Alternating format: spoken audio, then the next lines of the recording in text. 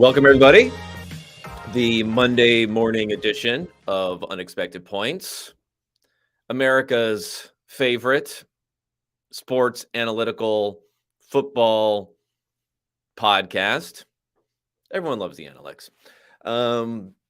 What kind of week do we have this week? Well, maybe we'll come at it from a little bit of an analytical angle first. We can say this was a regression kind of week. You know, everyone eventually, on a long enough timeline, everyone regresses to their true level of play. And there may have been some, over regression, if there's such a word, for some teams who, spoiler alert, Vikings, who are at the top of different power rankings that are slaves to win-loss records. We'll talk about that. It also happened for some other teams, but there's some interesting context between some of the other teams that have had some good records. People are always upset about the Nerds not having them ranked high enough despite their records. Well, we had a little bit of a comeback this week. If we wanted to be a little bit less judicial about it, we could call it a fraud detection week.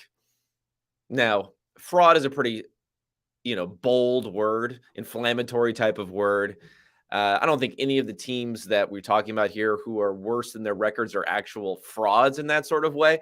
But, the Vikings perhaps are not as good as the 8-1 record that they had coming into this week. But before we get to them, before we get to the early action, the early slate, the late slate on Sunday, let's start with Sunday night football with a team that, forget fraud detection, a team that is proving itself to perhaps be the best team in the NFL. Shocking to think that coming into the season, some people had Josh Allen as potentially being the best quarterback in the NFL. A lot of people had the Buffalo Bills, including myself, had the Buffalo Bills as being the best team in the NFL most of the season. Hey, maybe I think they're starting to shift a little bit here, a changing tide where everything is aligning now for the Kansas City Chiefs, who take care of business on the road. I put the road in quotes here because there's a lot of Chiefs fans there in LA against the Los Angeles Chargers. One timeout left, 37 seconds. Watson the motion man. Kelsey alone on the right. Coming across to the left. On the right, Kelsey. Kelsey, touchdown! Yes, Travis Kelce scores again. A little bit of chatter at the end of this game, I think, even from our former head of research and development here, Eric Eager, noted Vikings fan who pretends to be more of a Chiefs fan, pretends to have disavowed the Vikings, saying that Travis Kelce, I believe he said, is the greatest of all time. I'm still not going there. It's a little bit tough. He's not going to have the counting stats for sure because I don't know if people remember, but I believe he had a microfracture injury coming into the NFL or after a season in the NFL. So it took him a while to get going. I mean, he's basically the same age as Gronk right now. He's a little bit younger than Gronk, but he's a similar age to Gronk right now. So it is extremely impressive that he continues to do what he's doing here. But, if you want to make it very specific to the best offensive tight end of all time, because I think Gronk was obviously a much better blocker, maybe. But even then, I think Gronk brought something with his down the field ability, which is pretty tough to figure out. And I know it sounds apocryphal since Tom Brady's the GOAT, but I do think in some ways you could say Travis Kelce's had a better situation being around Patrick Mahomes these years. And the high pass rates, the incredible talent there that he's had than even Gronk had with the Patriots. Maybe injuries, you could also lean towards Gronk, but obviously fantastic game for Gronk, though. I don't want to get too much into the GOAT sort of discussions there, but everyone's a prisoner of the moment, so I think we can appreciate Kelce without having to automatically crown him as being number one now. But what was most interesting about this, and I'm going to get to the number of the game first before I get to the particulars, the adjusted score, all that sort of stuff there. I thought most interesting about this game is hinted at from the number of the game here, and that's 3.1. So that is the drop back rate over expectation for the Chiefs in this game. This is the lowest in any game this year. So 9.5% over expectation is the second lowest. So way, way lower than that. Now, this number is calculated by looking at down, distance, score differential, field position, figuring out what you would expect as far as how often a team would drop back to pass versus run the ball. And then you compare it to that expectation, what they actually do over the course of the game.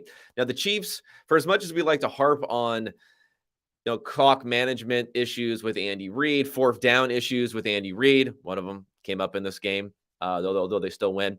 What they are consistently good at from a nerd perspective is leaning into the passing game when you have someone like Patrick Mahomes.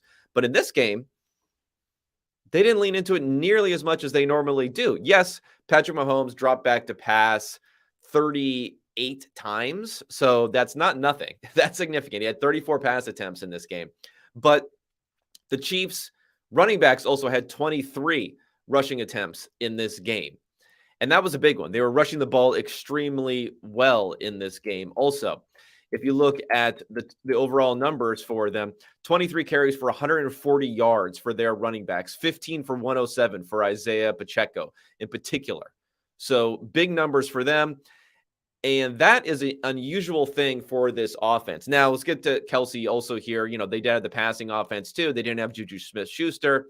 Didn't matter. Clyde Edwards-Helaire got injured a little bit earlier. Didn't matter. Didn't have McCole Hardman. Didn't matter. Kelsey comes away with 6 catches for 115 yards and 3 touchdowns. Justin Watson with 3 catches for 67 yards. Sky Moore, who, again, you just put these guys in, and then Patrick Mahomes is able to produce 5 catches for 63 yards. Jody Fortson, 2 catches for 51 yards. And then even MVS, who would have been like a main option, you'd assume in this scenario, only 1 catch for 18 yards. Kadarius Toney, shock alert here. Of course, I don't want to make fun of people for being injured, but I think people are getting a little ahead of themselves with Kadarius Toney because I'm not sure he's even going to be an every snap player. And if he did play, 1 target in this game, but then left due to injury. Okay, let's get the particulars for this game overall. Kansas City was a 5.5-point favorite, so they do not cover in this one. They win 30-27. The adjusted score 28-27 Kansas City. So pretty close. I was a little bit surprised by this, but the reason that that's the case is that the Chargers had a higher success rate offensively than the Chiefs in this one. 54% success rate to 52% success rate. Which are both, 90th type of percentile type of outcomes in this one. But the Chiefs were driving more EPA per play, especially on late downs. I mean, they were converting some insane third downs on this one. They had a 60% success rate on third down, third and fourth down.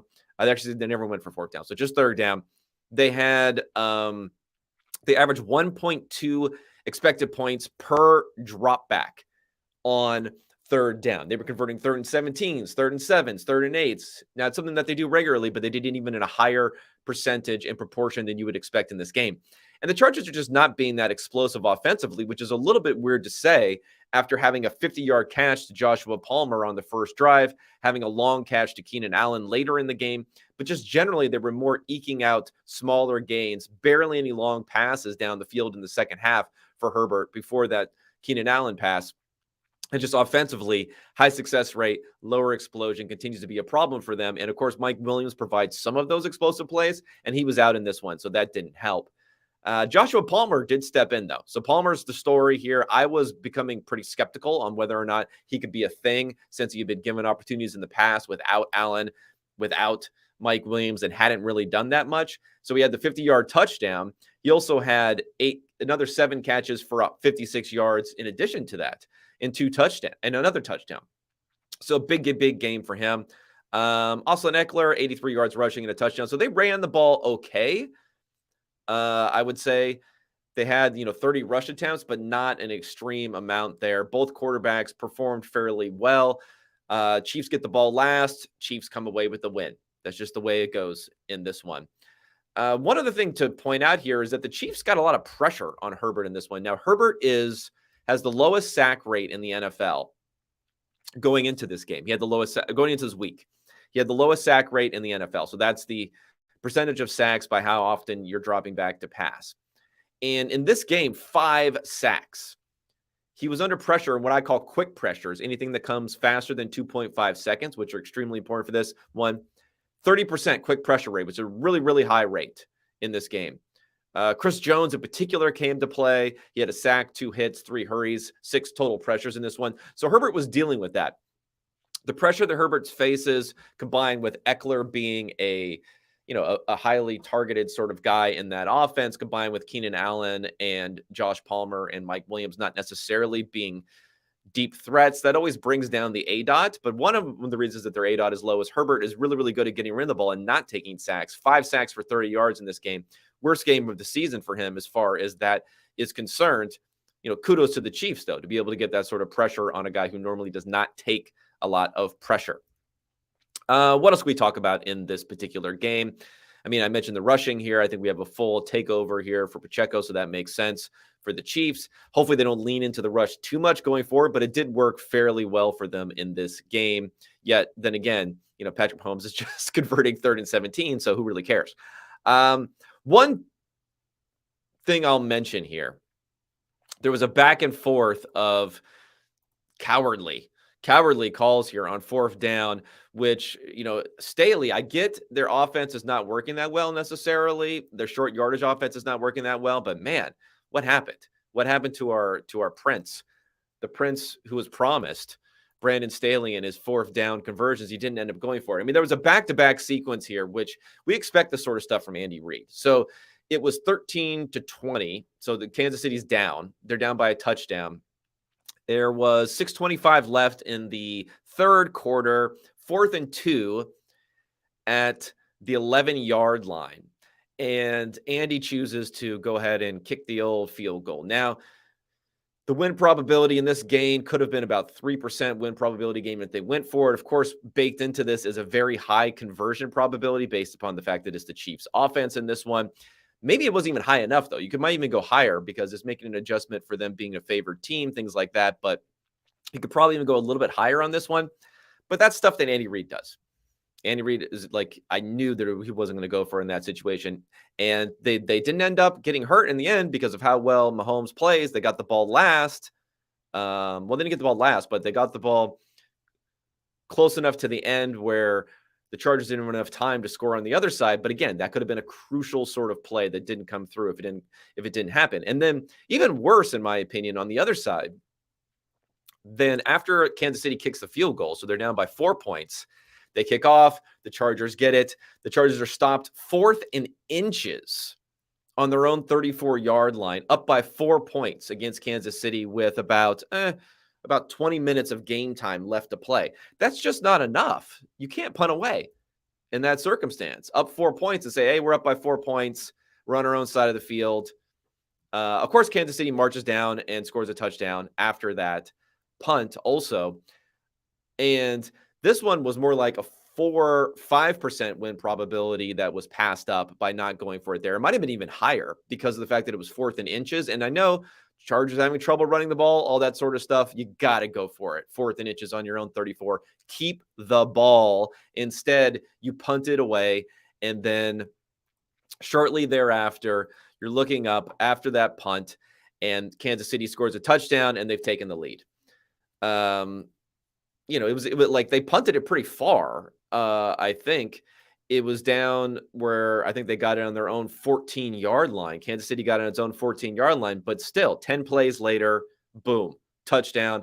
They now have the lead. And then you had back-to-back fumbles after that. You had the Keenan Allen fumble, and then who was it on the Chiefs who fumbled? For some reason, I'm having a little bit of a brain freeze right here. McKinnon, right. And then Jerick McKinnon fumbled, so they gave it up back and forth. So there was nothing too out of the ordinary with those sorts of plays, but the fumble luck was about the same on each side. But again, Staley, what's going on here? Like, that's what you should be asked about. This is a critical time in the game. 4th and inches at your own 34. You got to go for it in that circumstance. Keep the Chiefs. You take that one possession away from the Chiefs, you win the game potentially in this one. It's really that simple. Okay, what's going on as far as playoff odds, Super Bowl odds, all that sort of stuff? Kansas City maintains top of the stack here as far as their Super Bowl odds, up to about 30%.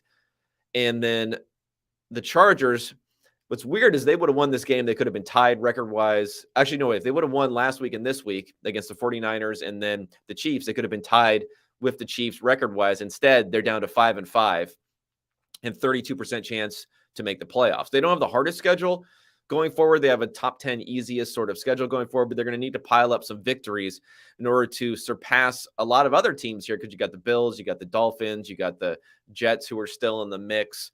Obviously, you got Kansas City, you got the Bengals, who were looking good, the Ravens. You got so many teams in the mix here for those wild card spots, those 3 wild card spots, that the Chargers, well, I think they played one of their best games of the season. And it's really tough for them. They've had these 2 games against Kansas City. I think they were the better game the first time they played. I think they were close to being equal. Maybe not quite equal, but close to being equal this game. To come away with 2 L's is really unfortunate for them going forward. All right. Now let's get to the fraudulence. Let's get the fraud detection. Get your fraud detection meter out, because we are going to go to Minnesota, where the Dallas Cowboys come in and stomp all over the Vikings. It's against Zach Martin. Good luck. One deep. Pollard has the catch, and no one will touch him again. Touchdown, Dallas. This starts, it's a perfect throw by Dak. Yes. Perfect throw by Dak Prescott. An extremely long touchdown there, 60-plus yard touchdown. 7.2 expected points added because it was a 3rd and 12 sort of play for Tony Pollard. And that closed the door. That made it 30-3 Dallas in the 3rd quarter, and it was basically over at that point. And the Dallas offense was humming. So we definitely want to talk about that. Though, for me, if I'm going to go to the number of the game, kind of the theme of the game on this one, I'm going to go to the Dallas defense. And 1.8 is the number of the game here. That's the yards per drop back for Kirk Cousins. So every single time he went back to pass, you look at the passing yards, you look at the scramble yards, you look at the sack yards, you net those out. 1.8 yards per drop back here. 105 passing yards, and then he lost 49 yards on sacks in this game. Not good. Not good at all. Secondary, though, number of the game, I'll say, is Tony Pollard. Kind of taking over there in the backfield. They're still using Zeke on those short yardage stuff, but man, is this guy electric. I mean, that touchdown that he scored there, where of course he takes the wheel route pass and takes it all the way in for a touchdown on a 3rd down play. Again, biggest play of the game, 7.2 EPA added. Huge there. That's a big play. The earlier touchdown that he scores on another kind of swing pass on the outside, he just gets by guys like Patrick Peterson so quickly. And which, if you don't quite have the explosion to get by that last defender and then take it into the end zone, it's a play that ends up being a 5-yard play or ends up being a longer touchdown on there. And that's what Pollard is bringing to this offense. 80 rushing yards, 109 receiving yards, and he only had 21 total targets and rushes on this one. So he's not like he's being spammed with the ball. 6 targets, that's it, receiving. Gets 109 receiving yards on 6 targets. He accounted for 190 of their 450 total yards in this game for Tony Pollard. Again, not being used like a workhorse sort of guy. The other number that I'll point to in this one more number of the game before I get into the particulars. Another number I'll point to is just 1 of 11 on 3rd down for the Vikings. A lot of pressure. 50% of the time, Cousins was taking pressure, and that led to not only their inefficiency on a play-by-play basis, but their inability to score, period, was just the fact that they couldn't convert 3rd downs. And, maybe they get a couple more of those in some other circumstances, but Cousins kind of went to his shell a little bit on some of these 3rd downs also. All right, let's get to the particulars. Dallas was a 2-point favorite, 48.5 total on this one. Actually came close to getting the total, despite no help from the Vikings offense here. 40-3 for the Cowboys. Adjusted score, 30-9 Dallas. Dallas did have some explosive plays that lowers their adjusted score a bit there because they aren't the most stable. And, 9 points for the Vikings, a little bit better than their actual score, but not that much better in this game. It was just bad all around, too, for the Vikings. They couldn't run the ball. 18% success rate trying to run the ball, 32% success rate trying to pass the ball. Cousins lost about half an expected point per drop back. Just ugly. Huge numbers from Dak Prescott in this game, though. 0.7 expected points added per play, best of the week. 16% completions over expectation. He had a QBR in this game. That's the ESPN's proprietary EPA-based metric in the 90s, so the 93rd percentile type of QBR in this game. There's not much else to talk about here. Justin Jefferson, only 33 yards, so probably gonna be some talking going on after that, but it wasn't like there was a lot of stuff to go around for this offense. Longer term, I think maybe Christian Darrisaw being out at left tackle, second concussion in a row here. He's out for Thanksgiving game against the Patriots. That's something to monitor. He's been one of the best graded tackles in the NFL here, having a huge sophomore leap right now. And, the Vikings are 8-2. The Cowboys are 7-3. It's not, you can probably just throw this game away for the Vikings. And it's just more of an issue of, guys, we don't have to rate the Vikings as being the best team in the NFL just because they had the best record in the NFL or one of the best records in the NFL and beat the Bills. It's actually kind of interesting. Like the Vikings fan shift I saw over the last week, I've actually been getting some comments in the YouTube videos for this podcast, for the fantasy podcast, where I felt like Vikings fans, despite the fact their record was pretty good, we're still pretty reasonable about the prospects for the team. And last week is when the shift happened because, I had the adjusted score being better for the Bills last week, even though they lost the game. And last week was in a vibe shift, I would say, amongst some Vikings fans. We're like, hey, you finally got to give us a lot of credit. You finally got to tell us that we're an elite team, to look at our record sort of thing. Or you got to stop hating on us, basically. Interpreting hate as just being like saying, hey, maybe this team isn't as good as some other people think. Well, that vibe shift, kind of blew up this week. And we'll see how the vibe is out there in Vikings land, whether or not, especially if they have a short week and things don't go so well next week, how teams are feeling. I mean, overall, though, Vikings are still the fourth highest team as far as their chances to go to the Super Bowl right now.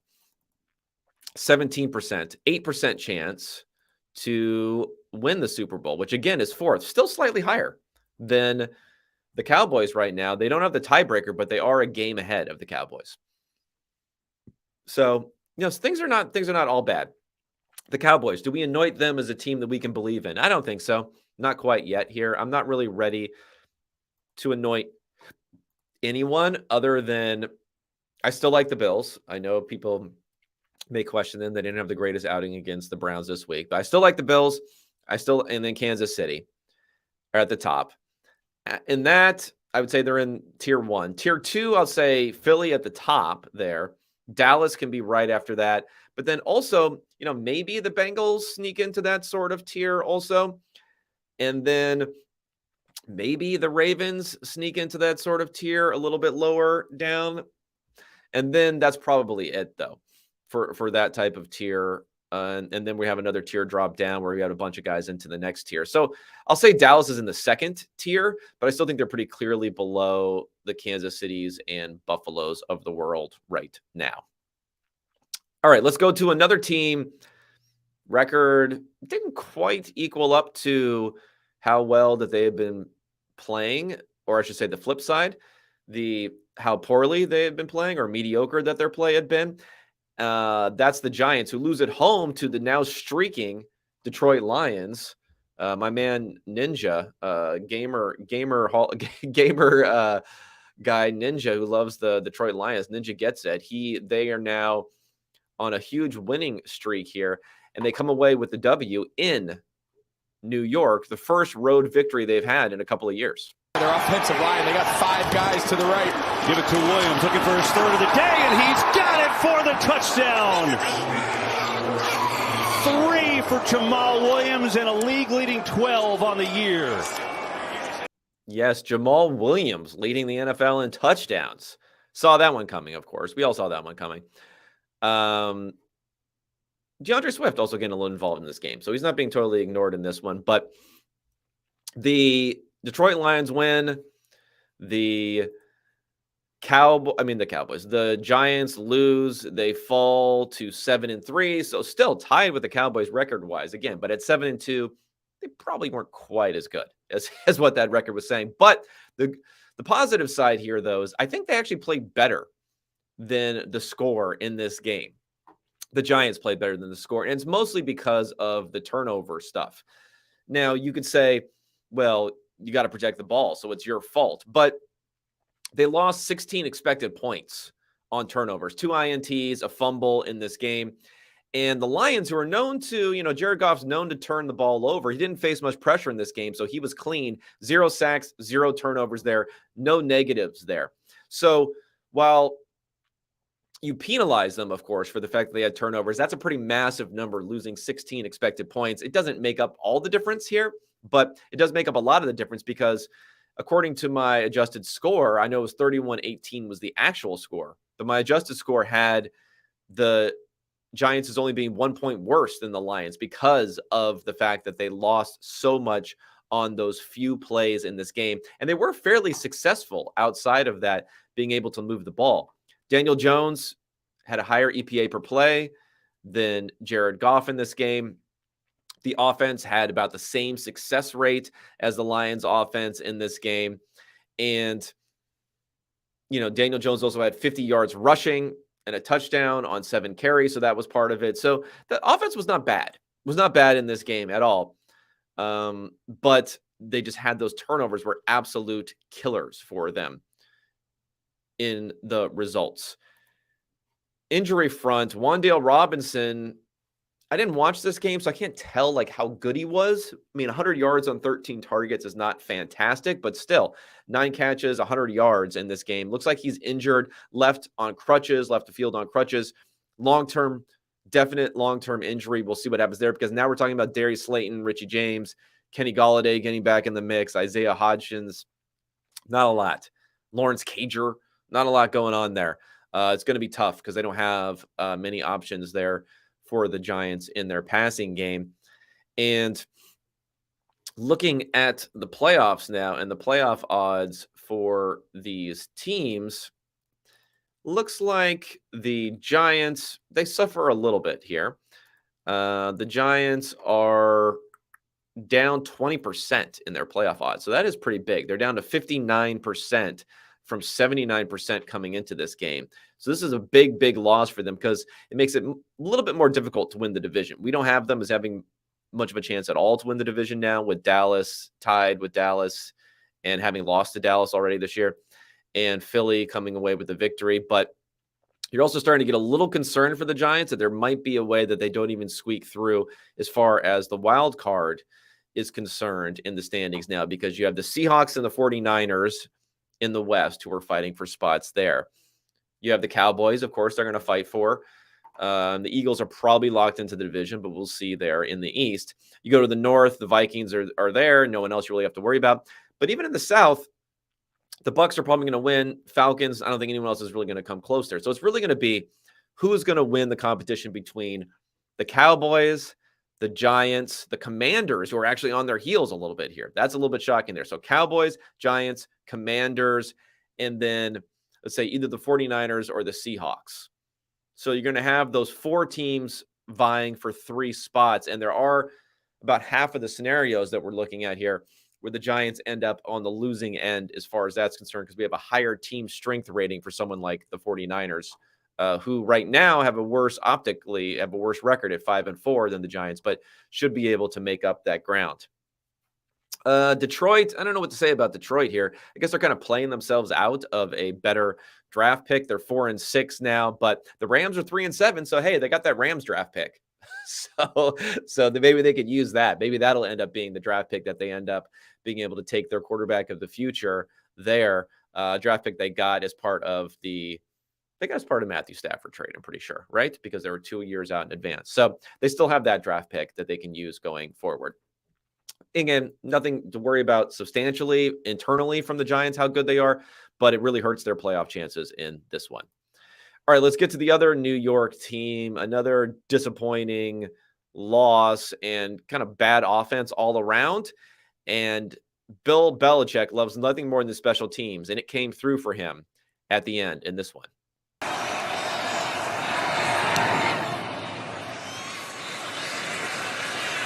From the 16-yard line, Marcus Jones.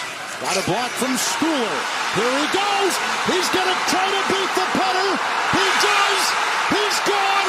And that is a touchdown. Yes, Marcus Jones for the game-winning touchdown punt return at the very end of the game. Barely any time left, only a few seconds left in the game. Maybe you could say there was a block in the back there at the end. I'll give that to you. There's a block in the back. But even then, if they call that block on the back, then, you move them back a little bit.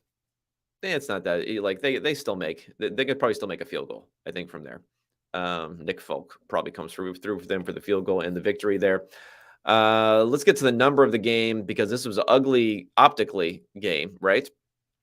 10-3. There was 3-3 at that point. Imagine sitting through that whole thing. But the number of the game here is 0.1. That is the success rate percentile for the Jets offense in this game. If you look at over 4,000 offensive performances since the beginning of 2015 that I'm tracking as part of this, this was the 6th lowest success rate that we've had in any game. I saw another number here. I haven't verified whether this is true or not. I probably should have verified whether it's true or not. But they said the New York Jets averaged 2.7 inches per play in the second half. That was their average play.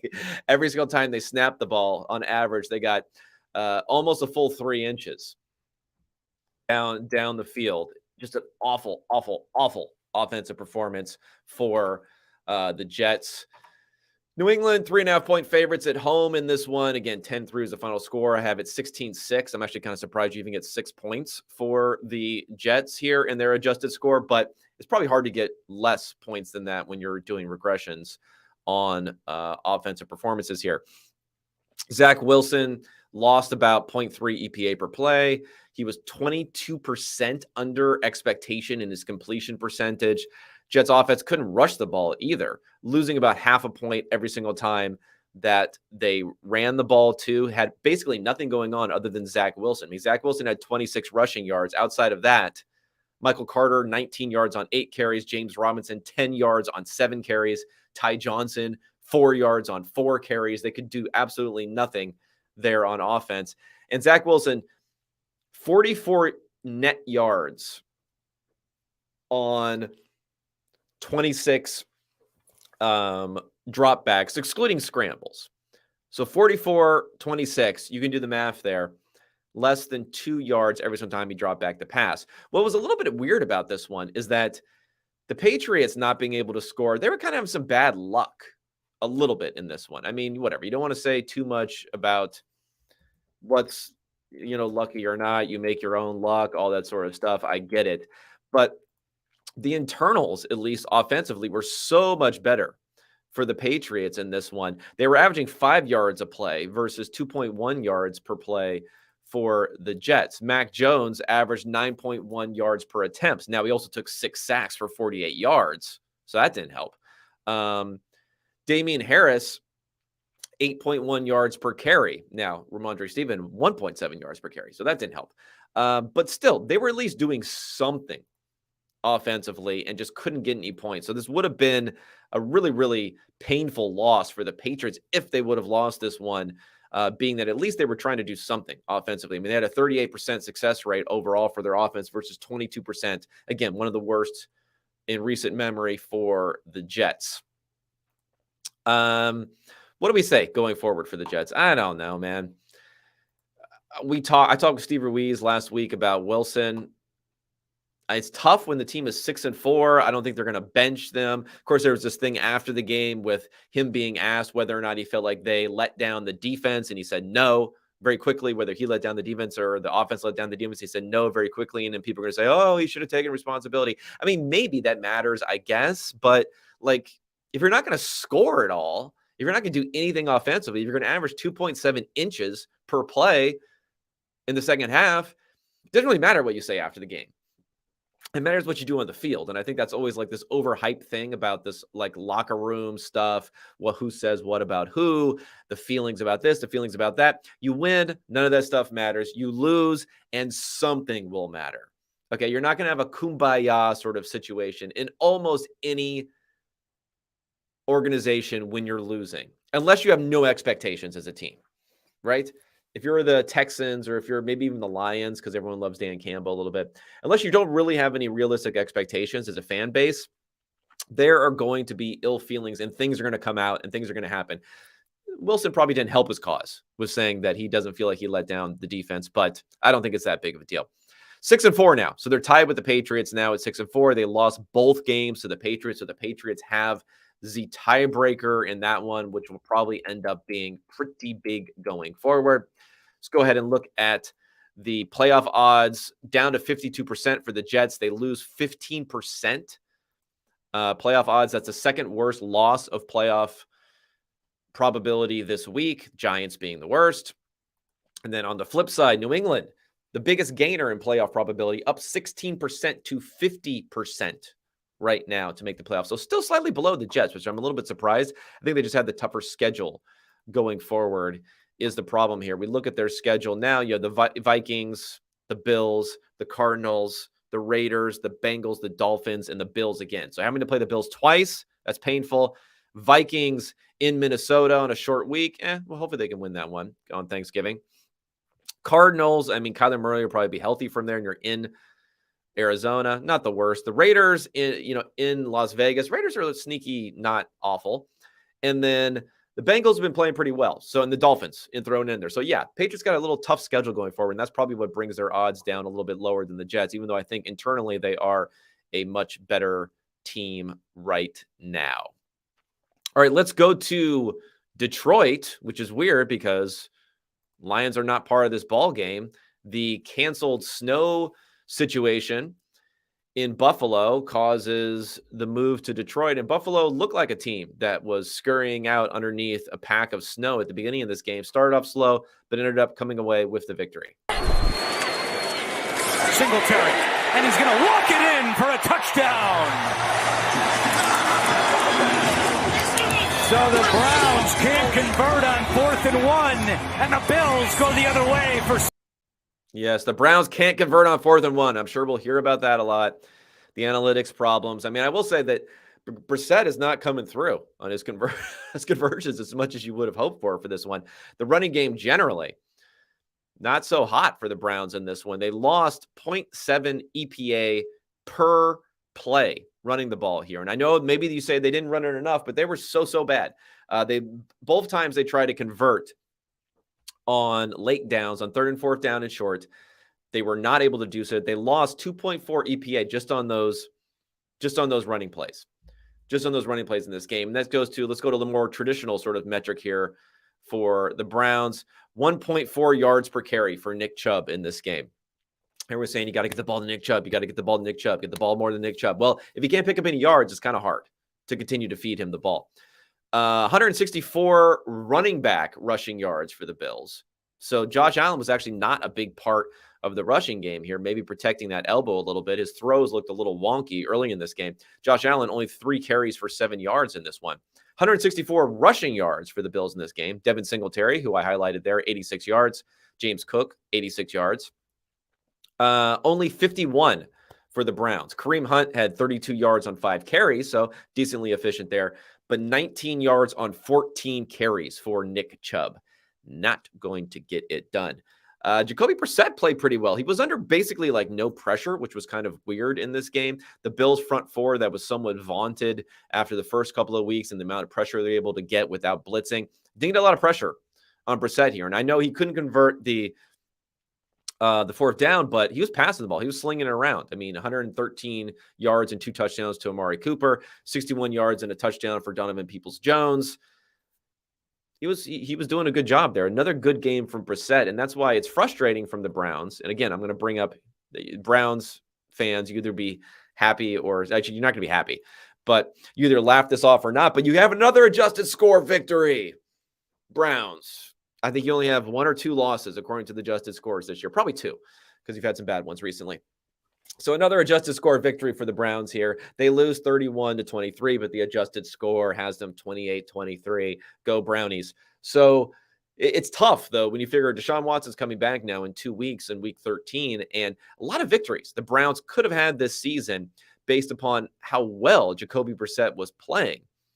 And just, the defense Not very good. That's a big part of the problem. Maybe the biggest part of the problem when we look at this and how much that falls on Stefanski or not. I mean, whatever. He makes the hire. He's, the buck stops here sort of situation for Stefanski. So I don't think you could play it off too much here, even though he is more of the offensive guy than the defensive guy there.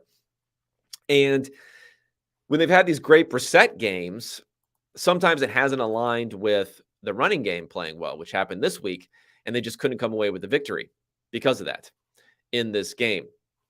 Does it shut the door, though, on the Browns and their playoff chances? Let's go ahead and bring up the old playoff probabilities. Yeah, pretty much. I think we have it at 5% playoff probability, down from about 10 going into this game. So they're donezo. Buffalo, 58% chance to win the division, so they go up about 9% there since they have the Miami Dolphins breathing down their back now, or down their neck now. Cleveland, well, what are we going to do here? I mean, you have a chance to win some games at the end of the season here, but I mean, how much is it really going to matter when now you are 3-7? How are you going to get back into the mix here? I don't know. What do they have coming up? Oh, they got the Bucks next week too, at home though. So you got the Bucks, and then finally Deshaun Watson comes back. But even Watson, he doesn't have an easy schedule. Yes, the Texans the first week, so that'll be a interesting one to say the least. But then you have the Bengals in Cincinnati. You got the Ravens at home, the Saints, who are no walkover, the Commanders on the road, no walkover there, and then the Steelers, who will always be looking to do something. We're looking to beat the Browns in the end of the season. I mean, it's basically no chance to make the playoffs anyway. If you win this Bucks game, maybe it opens up the window very, very, very slightly, but you kind of have to just win out at this point with the fact that there are other good teams in the AFC who will all be competing for that wild card spot. I don't think anything but 10-7 is going to get you in. So can the Browns put together 7 straight victories? I don't think so. But that's what they're going to have to do. All right, let's move on. One more game before we hit the commercial ad reads here. And let's go to the Philadelphia Eagles. Maybe you could say they were almost a fraud detection, near fraud detection going on here. But they come away with the victory, especially being helped by the legs, as they always are, of Jalen Hurts. Hurts will run, takes it in, touchdown! Nothing in front of him except the end zone. And the Eagles are an extra point away from taking the lead. Yes, Jalen Hurts scores the winning touchdown at the end of the game. And it was an interesting one because it was a quarterback draw, but then he was able to just go straight up the middle. You figured that'd be something they would be expecting a little bit there, but he was able just to go straight up the middle, 3rd and goal at the 7 too. So it was getting a little bit squirrely there because they were going to have to score a touchdown. They were down by 6 at that point. There's a minute 20 left in the game. It wasn't like they were going to have time to kick a field goal, get the ball back, and then kick another field goal and tie the game. Hurts also converted a 3-yard 4th and 2 from the 9-yard line before that. So just coming up huge in those circumstances. And I know it's maybe not the most impressive thing when you're just looking at, what can quarterbacks do? What can quarterbacks not do? Can they make certain throws or not? This and that. But hey, that helps you pull through and win ball games when you can convert those plays, even when your offense is struggling a bit. And they were definitely struggling a bit. I mean, they had a couple of fumbles, which were huge in this one, which really hurt them. Only 5.1 yards per play versus 4.6 for the Colts. So all those things coming into play, coming away with the victory, being able to win these games is pretty big here. The number of the game, I'll say 2, and that's the number of play-action pass attempts for Matt Ryan on 32 total pass attempts. Not quite sure what's going on there. I haven't watched this one yet, so I'm going to want to dig into that further, but that's definitely something to look at. It's like, why are the Colts not using play action? Maybe they don't feel like they can protect well enough, and that's not stopping the rush. And the fact that play action passes take longer, you can't get the ball out. But I thought that was interesting, at the very least, is that they only had a 5% play action rate here when you have, Jonathan Taylor in the backfield. Jonathan Taylor had 22 carries in this game, only 84 yards, but not using play action at all, really, in this one was something to note, at least. Let me see. Philly was a 6.5-point favorite in this game. They win by 1, 17-16. The adjusted score, 18-12, Philly. So not an impressive game, but they came away with the victory. Probably doesn't help their standing when we look at them vis-a-vis the Bills and the Chiefs, who I didn't really have them in the same category before this. Also, don't have them in the same category after this. And what do we say about the Colts in this one? They almost got this victory. I mean, obviously bringing back in Matt Ryan, he didn't play well. He was about flat as far as his expected points added, but the Eagles defense is pretty good. A lot of short passes for the Colts, low success rate in some circumstances, but they were able to have an okay offense in this one. Not good, but an okay offense in this one. So at least getting Matt Ryan back in kind of lowers the floor. I mean, it raises the floor a little bit for them, and I think that's helpful for the team and gives them some chance to win. Matt Saturday, not Matt Saturday, Jeff Saturday, that whole discussion is not really very interesting or even very relevant in this one. Let's go straight to the playoffs here. So the Colts are down to 15% chance to make the playoffs now that they're down to 4-6-1. Again, it's just going to be a tight race there in the AFC. So that hurt them down 7% versus what they were going into this game, although they were a pretty substantial underdog going into this one. And, Philly's they're guaranteed to make the playoffs. This win does help them in the division. They're up to 75% chance to win the division from 70 with this victory. But the Dallas Cowboys, their strongest competition in the division, also won by a lot. So they were not able to extend that any more than they would have liked to in this game. Not a whole lot else to say here. Eagles handle business. Congratulations. All right, before we get to the rest of the Sunday slate, let's talk sponsors. And first, let's talk DraftKings, the official sports betting partner of the NFL. Right now, everyone gets an earned up 100% boost with DraftKings stepped up same game parlays. Plus, new customers can bet $5 on any NFL team to win their game and get $150 in free bets if they do. Go to DraftKings Sportsbook app, place a same game parlay. Place a small one, place a big one, and combine multiple bets like which team will win, player props, point totals, and more. The more legs you add, the bigger the boost, the bigger your shot to win. Download the DraftKings Sportsbook app now. Use code PFF. Place a $5 bet on any NFL team to win their game, and get $150 in free bets if they do. Only a DraftKings Sportsbook with code PFF. Minimum age and eligibility restrictions apply. See show notes for details. Also, Western and Southern sponsors the Unexpected Points podcast. While you focus on your roster moves, Western and Southern helps advance your money moves. Buying your first home, planning to start a family, wondering how to make your money grow. Western and Southern's playbook of life insurance investments and retirement solutions has you rest assured on game day. Team up to understand needs and address goals with a game plan built just for you. Get started at westernandsouthern.com/PFF. Lastly, Manscaped is back. The holiday season. This holiday season, I'll be giving thanks to our friends over at Manscaped. I don't know if I officially will. I mean, maybe like in my head, deep down in my head. I don't know if we're gonna bust that out at the dinner table though. Everyone loves turkey and stuffing, but you'll be looking like dessert with the help of Manscaped Performance Package 4.0. The leaders in below the waist grooming have blessed you. You've been blessed with the ultimate Thanksgiving dinner topic. Tell your in-laws about your new cutting-edge ball trimmer. Again, I don't know if this is going to pay off here. And gift yourself or the man in your life the ultimate men's hygiene bundle. Trim your pumpkins. Kind of sounds like more of a Halloween reference, but okay. And there's no gobble. I think there should be some sort of gobble in here. I don't know why, but I feel like that'd be appropriate. And save 20% off plus free shipping by going to manscaped.com. Use code UNEXPECTED. The Lawnmower 4.0, the Weed Whacker, nose and ear hair trimmer, deodorant, toner, boxer briefs, everything's there. Performance Package 4.0, 20% off and free shipping by going to manscaped.com. Use code UNEXPECTED. That's right, 20% off and free shipping by going to manscaped.com. Use code UNEXPECTED. Be thankful this holiday season for the best gift of all from Manscaped. Your balls will thank you. Okay, we are done with that.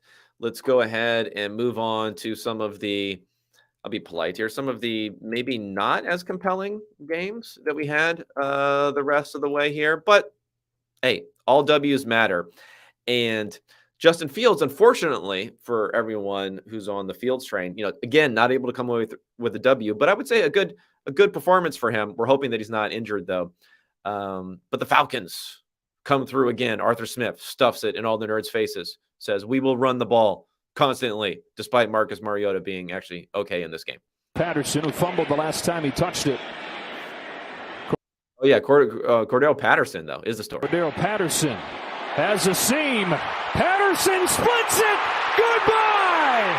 Cordell Patterson, the 9th time in his NFL career. A house call on a kick.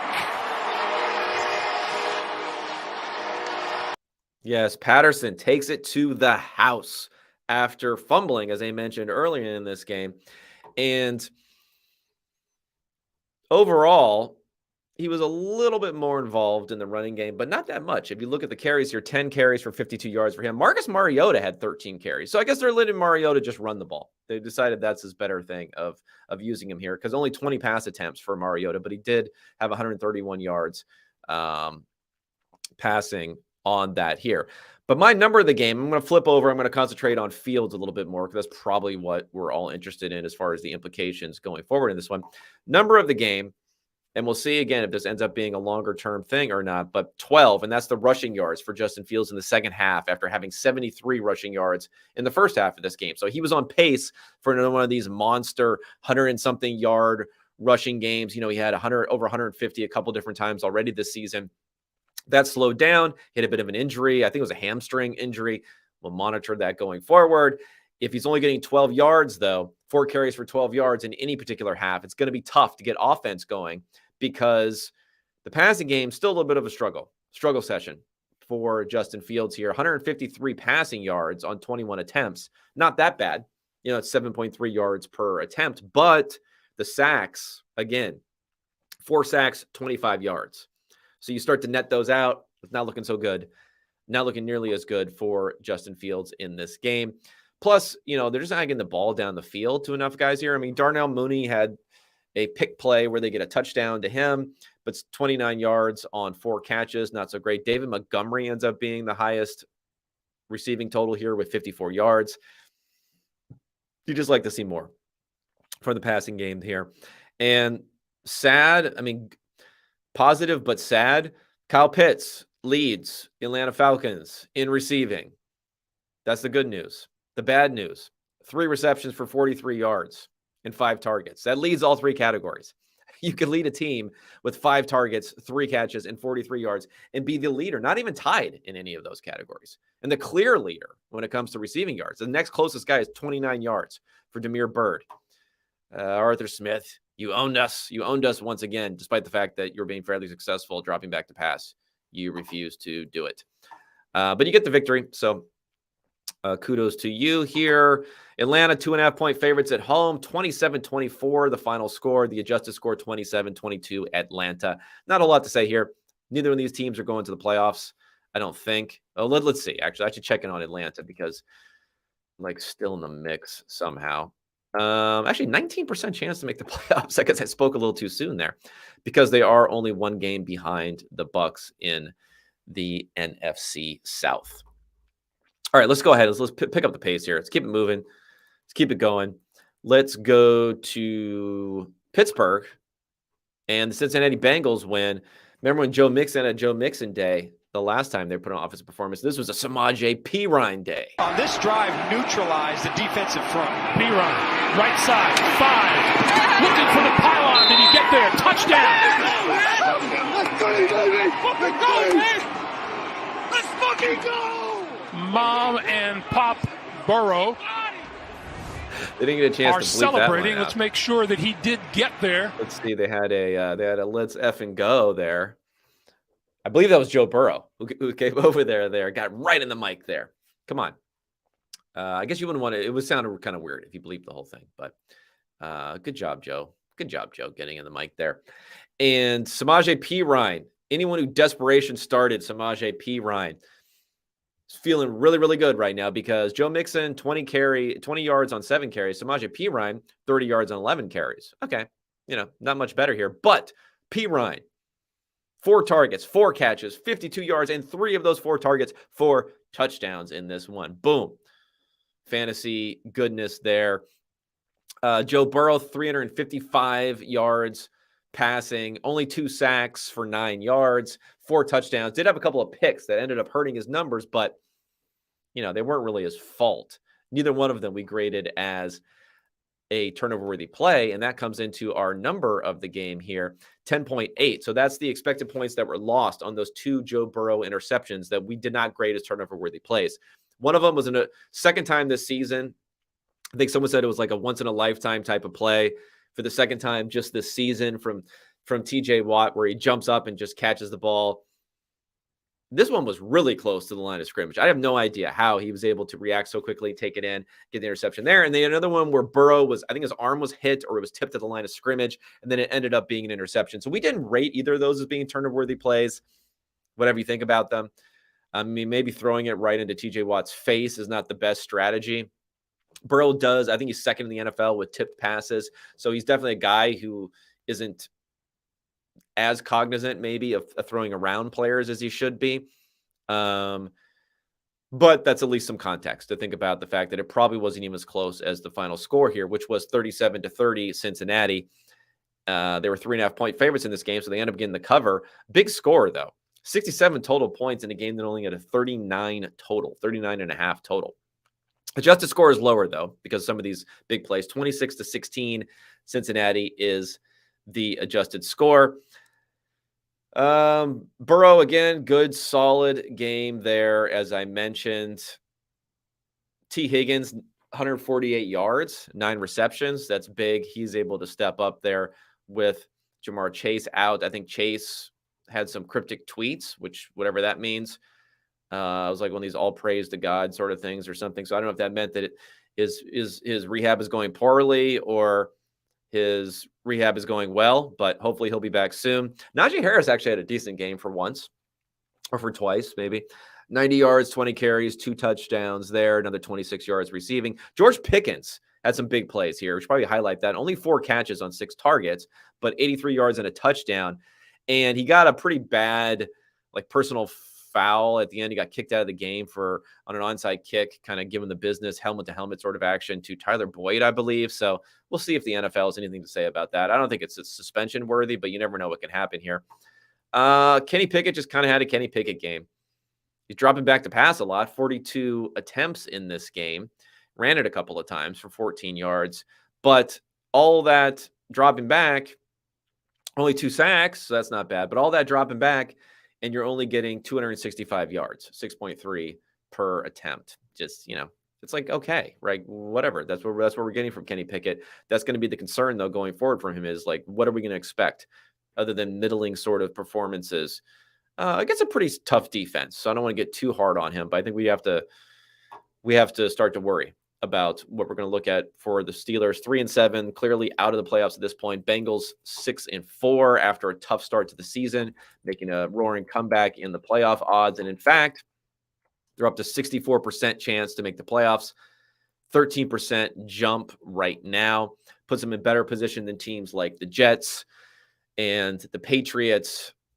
So good chance for them. I think they're a strong team. I think they are in that, not a top 5 team, but maybe getting close to that mix of that second tier. So we look at their schedule going forward. They go to the Titans. Not easy, but winnable. At home versus the Chiefs. It's a little rough. Against the Browns at home with Deshaun Watson. That'll be a little rough. At Buccaneers, at Patriots, at home versus the Bills, and at home versus the Ravens. Wow, they have a tough schedule. They have a really tough schedule. That has to be the toughest schedule. Let's look.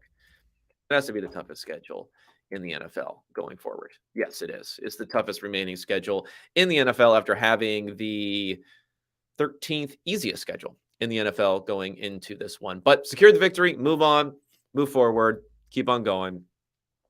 Go Bengals. I don't know if I was a fan, though. I like these all whites that they wear sometimes, but for some reason it did not go that. I wasn't into it in this uniform matchup. I think there needs to be like more color on the other side, where the Steelers in the black, it doesn't quite work as well for me. So let's get that fixed up going forward. All right, let's go to New Orleans with the floundering, sputtering, face in the mud LA Rams coming to town. Another concussion for Stafford, who maybe shouldn't have been playing in this one. And they drop another loss with Andy Dalton. The Dalton-assance. Is it back on? Maybe. Making plays with his rookie, Chris Olave. Third down and 9. Dalton heaves this one downfield. It is caught and taken in by Olave for a Saints touchdown. 52 yards. Yes, a 52-yard touchdown to Chris Olave, over 100 yards receiving in the game. And I'm going to highlight Olave here a little bit. Since we don't have a lot to talk about playoff-wise with these teams, I mean, where is New Orleans now for their playoff odds? 10%. So we can talk about them a little bit. But Olave, an 84.9 receiving grade in this game, 5 catches, 102 yards. 4 of those 5 catches went for first downs. And the reason I want to highlight Olave is he missed some time. He's averaging about 2.2 yards per route run, which leads all rookie receivers. It's a really, really strong number. If he could just get been on the field a little bit more this season. And with Breece Hall going down, with Kenneth Walker, I mean, we'll see what happens with Kenneth Walker. He had a bad game.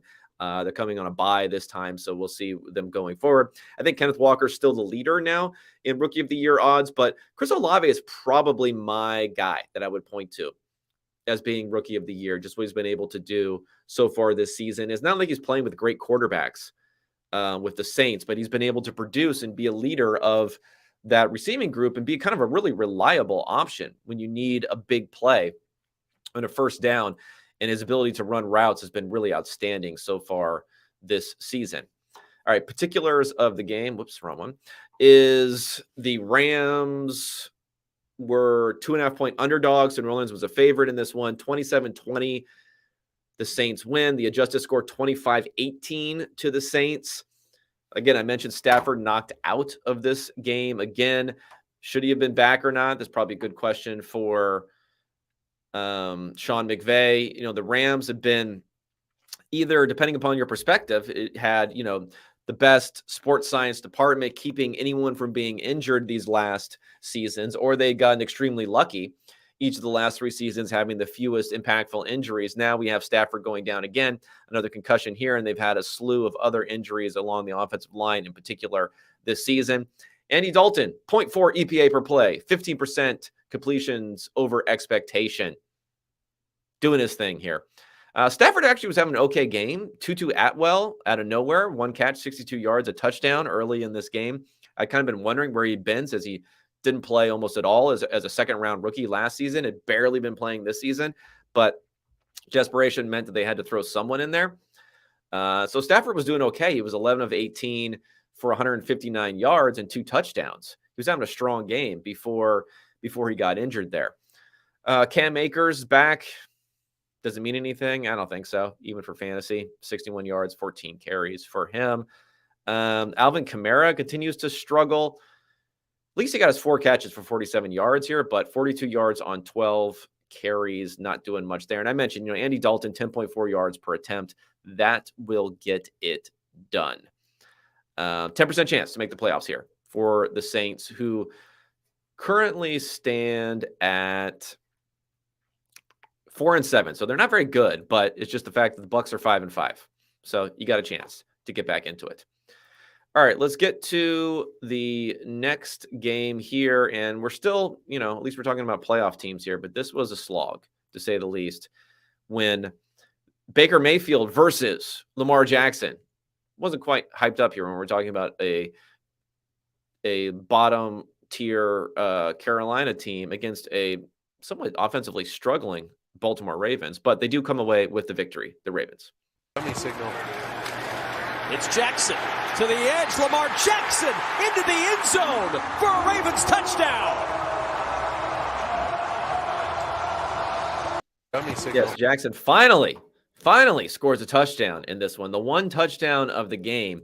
And that brings me to the number of the game here for anyone who was watching this, apologies to anyone who sat through and watched this, because it started with 8 straight drives without a score. They finally get a field goal at the end of the first half. Then you have another field goal and eventually a touchdown. But other than that, just no offensive anything in this one. Ugly, ugly, ugly. Baltimore was a 12.5-point favorite, so they almost covered. They scored 13 points, and they almost covered. That shows you what type of game we're talking about here. 13-3. Ravens, 19-9, my adjusted score. I guess you don't want to just throw away any result here, because the Ravens had an okay success rate at 47% success rate, but their EPA per play was bad. The interception, which hurt for them.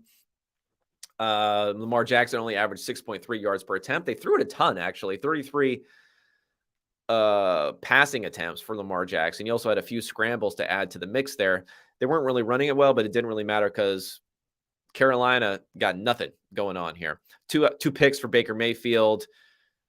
Deontay Foreman and Chuba Hubbard had 15 carries for 24 yards. Anything else to talk about here? Demarcus Robinson, 128 yards receiving. Did anyone desperation start him?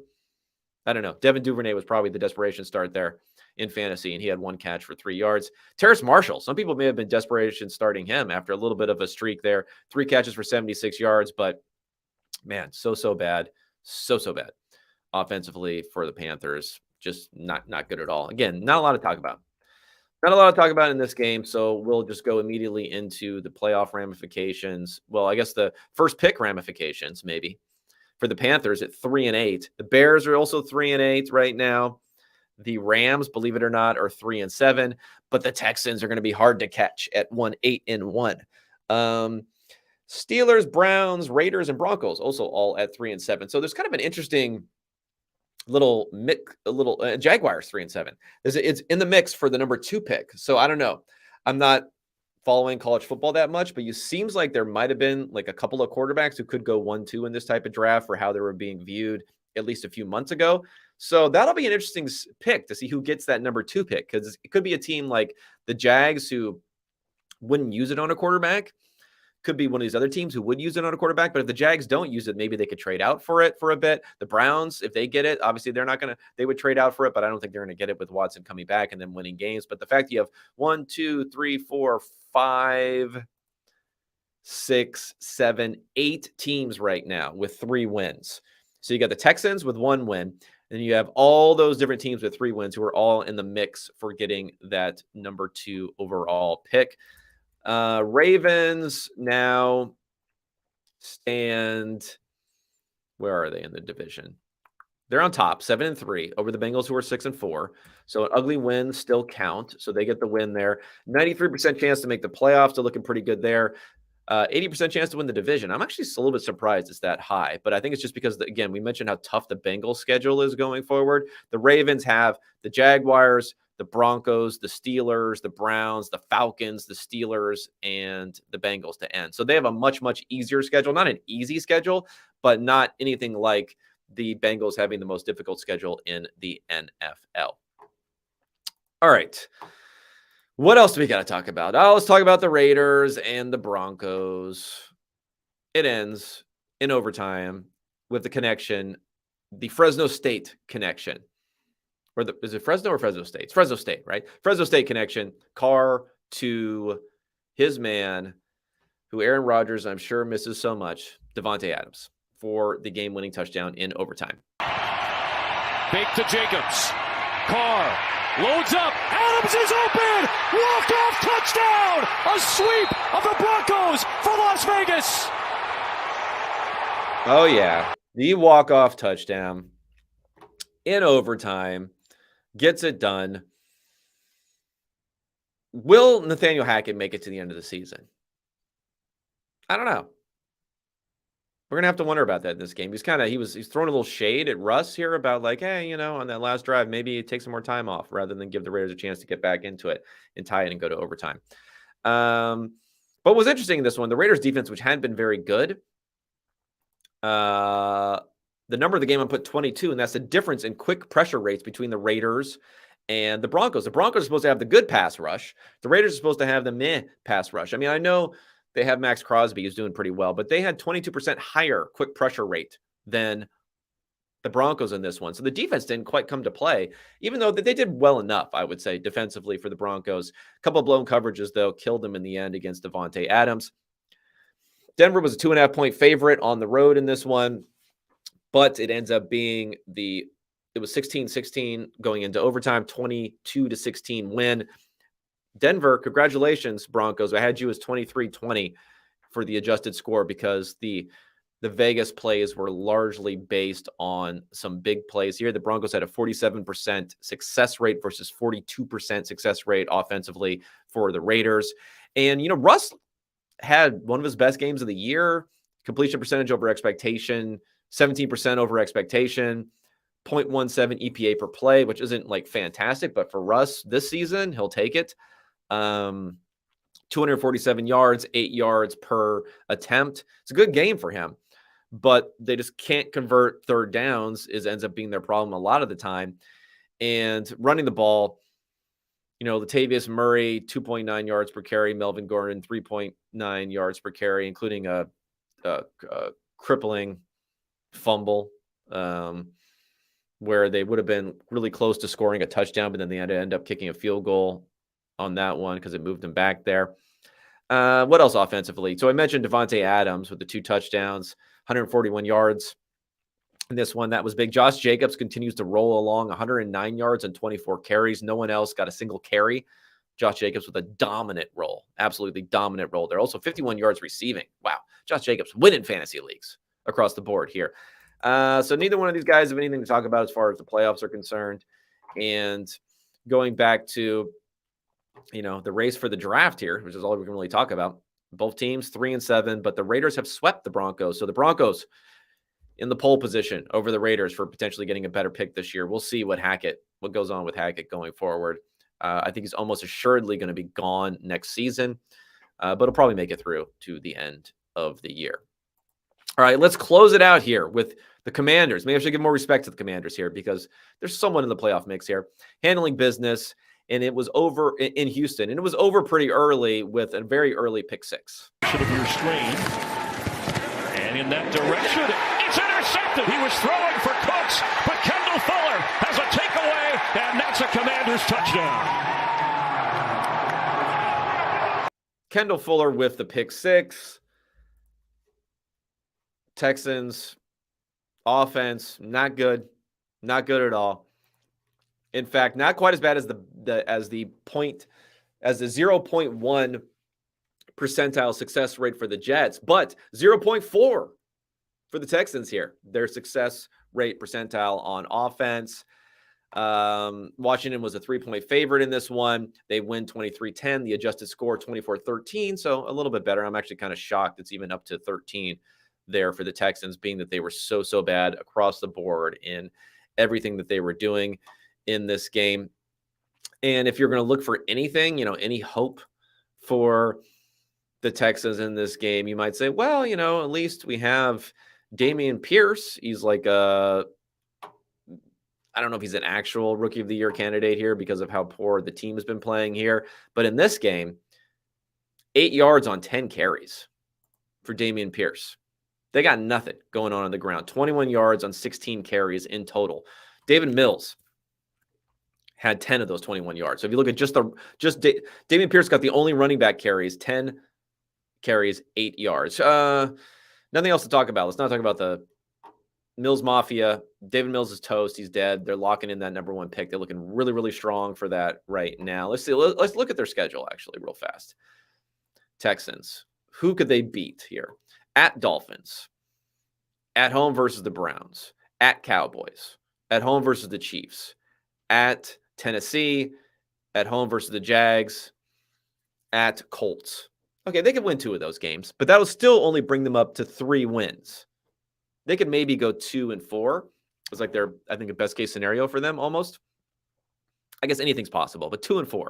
So even if they win those 2 games, all these other teams who have 3 victories are going to have to lose out to be tied with them. But they do have the tie. Ooh, I didn't think about that. The Texans do have the tie, so that complicates things a little bit there. But most likely, they're going to win maybe one game the rest of the season, lock in that number 1 pick. But let's get to the Commandos. Let's give the Commandos our respect here. They got their victory. They handled business. Taylor Heineke didn't have to do that much. 191 yards passing on only 27 attempts. They were able to run the ball really, really well. Brian Robinson, not a high yards per carry because they didn't need to, but 57 yards for him on 15 carries, 72 yards for Antonio Gibson on 18 carries. Logan Thomas led the receivers. Terry McLaurin, only 4 catches for 55 yards, so not a lot going on there, but hey, they'll take it. One lost fumble, too, by Heineke, which ended up keeping a little bit closer. Let's look to the playoffs. 52% chance to make the playoffs for your Washington Commanders here, up 11% winning this game. They basically have no chance to win the division. But if you look at the other teams in the NFC right now that they're competing with for one of these last playoff spots, it's really the Giants at 59% playoff probability. They're at 52. Falcons are all the way down at 19, so in a little bit better position than them. Seattle at 64 and San Francisco at 77. So it's all those teams are mixing together to try to figure out who's going to have the one division there, because still the NFC West is not really decided. The one division there, and then the rest of the playoff spots. Should be interesting. Well, Tampa Bay, 81%. They're not that high. They're not like locked in also. So I guess they could be a wild card contender if by some miracle, the Falcons are able to go through and win that division. But it looks like Heineke is definitely going to be locked in for the rest of the season. We'll see what they're going to do with Wentz going forward and in the draft and all that stuff. But yeah, that's definitely locked in for sure. All right, everybody, let's get out of here. Week 11, Sunday is over. Cards, San Francisco tonight. That should be an interesting game. Kyler Murray supposedly out for sure. We're going to have Colt McCoy in. Man, if they win this game, we're going to have a quarterback controversy in Arizona, potentially. I'm not joking. Some people will talk about that. He gets the ball out on time. Colt McCoy. He gets the ball out on time. But enjoy that one. I'll be back at you tomorrow. I had an interview lined up, which I think is kind of fallen through. So probably just going to do my normal recap of the game and talk about any storylines that come out during the day today. If you're still listening at this point, you probably enjoy the content here. So go ahead, rate and review the pod on Apple Podcasts. I appreciate that. Click the thumbs up on the YouTube video. Otherwise, I'll be talking to everyone tomorrow. Thanks so much and take care.